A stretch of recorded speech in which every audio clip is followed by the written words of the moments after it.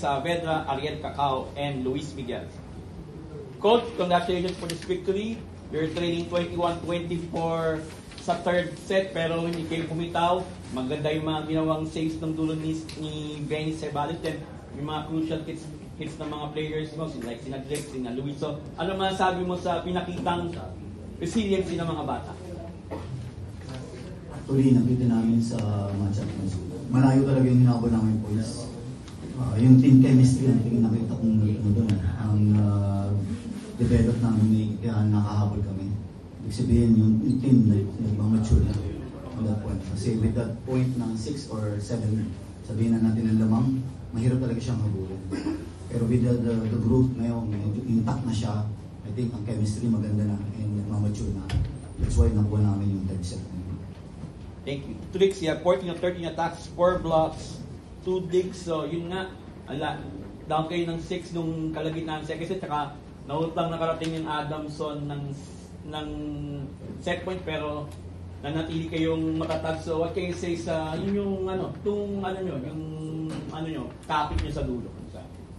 Siguro yung sa situation kasi na yun, talagang ramdam ko na parang iisa lang kami nang iniisip eh. So, bali, kahit malayo yung lamang kasi naisip ko na makukuha namin to. Kasi yung pinag-usapan nga namin sa team, yung blast na tinatawag, parang nagawa namin, parang nabuhayan kami nung last na scoring na yun. And yun nga, parang yun nga lang na mali na part siguro ng pag-apply namin ng blast namin na tinatawag sa team. And good thing na naging matured, naging maayos yung parang di ganong na-atake ng pressure yung lahat and na-handle. Thank you. To Luis, you have 3 of 7 attacks. Yun nga, as a substitute ng third set, parang kumbaga naganahan yung FU. So ano man sabi mo sa ginawa mong effort itong larong ito? Nung pinasok po ako, parang excited po talaga ako. Tapos lalo mas na-excite po ako, tapos mas nanggigil po ako nung crucial na po yung score ay po. Thank you. To Ariel, you have 15 excellent sets. So yun nga, ano man sabi mo na pinasok ka itong second set as starter out third set. So yun, naging stabilizer ka. What can you say?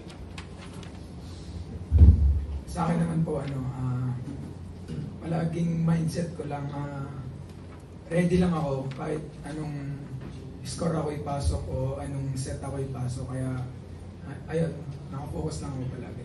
Yun po. Thank you. Okay, the floor is open for questions. Luis, yun nga, third set, crucial ka pa pinasok. Paano lang yung mindset ng staying ready always? Siguro po, nung set na po na yun is parang off na po yung laro niya ni Kuya Gerald. Yun po, parang pinagre-ready po kami sa bench ngayon. Tapos nung pinasok na po talaga ako yun. Then parang doon ko na po sabi ko kung gano'n, ito na naman po ako yung pinagkatiwalaan ako ng coaches. Coach, yun nga, even sa pre-season leagues, si Luis, usually pinapasok niyo pag crucial pa nga. Ano lang masabi niyo sa tiwala niyo sa rookies? Actually, napakalakas kasi knowing na rookie siya, pero if you recall yung mga games namin, division, yung Spikers doon, tsaka yung D-League, pumunto siya doon. That's why nagkaroon ng mindset ng coaches in case na merong hindi talaga makapag-deliver sa first 6, naka-ready yung second group. I mean, actually, i-ensayo naman namin yun, tsaka ginagawa namin sa practice. Nire-ready lang namin sila, sinasabi nila na mga kuya mo, medyo naglalap sa laro. Lagi kailangan mag-step up kayo. Drix, ganong kalaking bagay lang din na yung rookies nyo ready to step up, hindi lang sa ibang part ng laro, kundi yung sa mismong crucial pa nga. Kasi, sila kasi hindi ko iniisip na rookie maglaro eh. Talagang unang pagpasok pa lang nila sa team, sabi mong super rookie. Kahit anong situation sa game, maasahan ba? So, as kuya nila, sobrang nakaka-proud kasi kung kailan nakakailanganin talaga sila ng team, talagang pumupukpok sila and magbibigay talaga ng score para yun nga, mabuhayan ulit yung team. Coach, against Lasal, aiming for a first round win. Initial. We will just work it out. Ibig sabihin, hindi kami titigil. Ang mga coaches at saka mga players always ready yan. Nakakapag ano na kami, naka-recover na kami sa mga previous namin mga nangyari. And this time, kagaya na sinabi namin noong nakaraan, nung in-interview lang kami, we will go for the goal namin. Anong goal namin talaga dito. So, kung sakasali, we'll respect kung ano man ang standing ng Lasal. Pero right now, ang mindset namin is continuous winning. Kailangan continuous winning. At saka yung goal namin, kailangan namin achieve this time.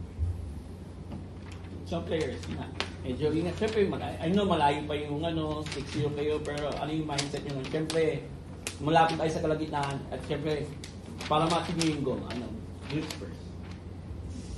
Palagi namin pinag-uusapan sa team na yung consistency. Yung dapat yung di mawawala kung ano yung sinimula namin maganda, dapat hanggang matapos nagagawa namin ba. And yun nga, yung enjoyment talaga. Kasi ito namin napapalabas yung best namin, and parang nakikita mo kasi sa loob ng court na na sobrang gaan lang gumalaw. And to Ariel and to Luis, syempre being, yung sa record nyo, ano yung kailangan para masustay? Sa akin, kahit sa meeting namin, lagi kong pinapaalala sa kanila na mag-grade pa rin sa improvement kahit nananalo. Kasi, ayun nga, hindi porket nananalo kami, nag-i-improve ba talaga. Kaya, sinasabi ko sa kanila na huwag natin hintayin na makuhaan tayo ng talo bago natin ma-realize na kailangan natin magsipag araw-araw. Ayun lang po. Ito, syempre, anytime kayo. Ayun nga po, tatapos na po yung first round. Yung goal po talaga namin is mas-sweep yung first round. And tsaka po kami mag-focus panibago sa second round pagtaas po ng first round. Ngayon po, sabi lang po namin, pag nag-uusap po kami, huwag lang po kami magre-relax hanggat di po namin nakukuha yung goal namin. Yun lang po. Congratulations, Coach Ro, Rene,